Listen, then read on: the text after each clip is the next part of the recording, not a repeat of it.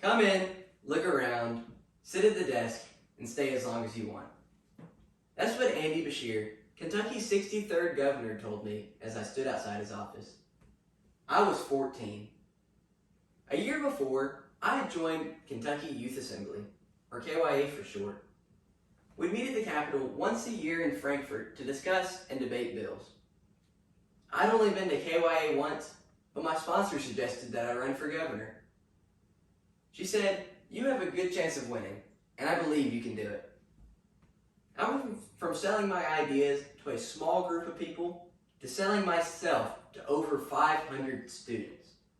It was a big change, like going from a quiet stream to a roaring river. But we did it, and I was elected KYA governor.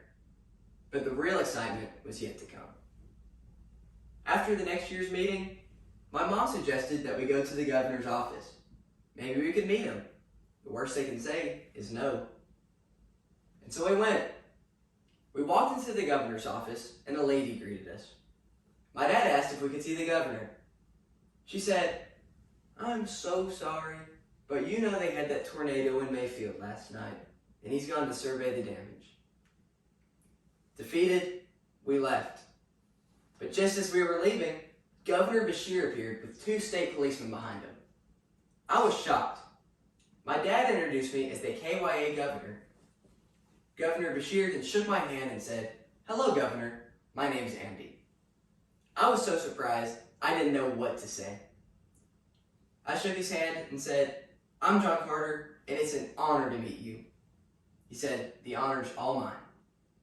I ran for KYA governor twice, and I lost both times, so you've won an election I couldn't win. He spent time, took pictures with us, and talked about his time in KYA.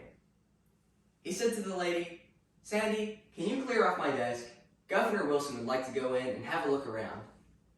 He invited me to stay as long as I wanted.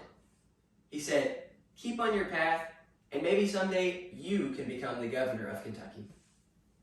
Then he left to go to Mayfield.